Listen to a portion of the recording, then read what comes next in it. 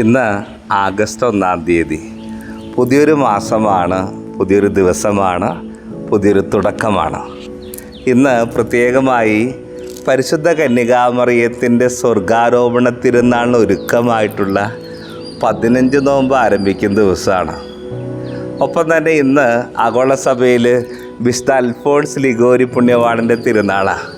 ഈ വിശുദ്ധൻ പരിശുദ്ധ അമ്മയെക്കുറിച്ച് പറയുന്ന മനോഹരമായ വാചകമുണ്ട്. പഴം അടുത്തറിയണമെങ്കിൽ വൃക്ഷത്തിൻ്റെ അടുത്തേക്ക് ചെല്ലണം. ഈശോയെ അറിയണമെങ്കിൽ പരിശുദ്ധ അമ്മയുടെ അടുത്തേക്ക് ചെല്ലൂ. പരിശുദ്ധ അമ്മ ഈശോയുടെ അടുത്തേക്ക് നിങ്ങളെ കൂട്ടിക്കൊണ്ടുപോകും.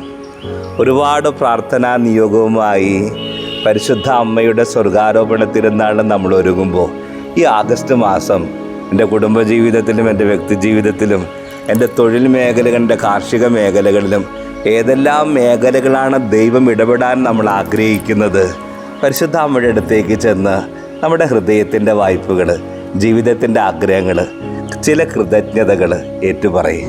ഈ പുണ്യവാളൻ്റെ ജീവിതം അനുഗ്രഹീതമായി ദൈവം ഉയർത്തിയതുപോലെ നിൻ്റെ ജീവിതത്തിൽ ഏത് മേഖലകളിലൂടെയാണ് നീ കടന്നു പോകുന്നത്, ആ മേഖലകളിലേക്ക് പരിശുദ്ധ അമ്മ കടന്നു വരും.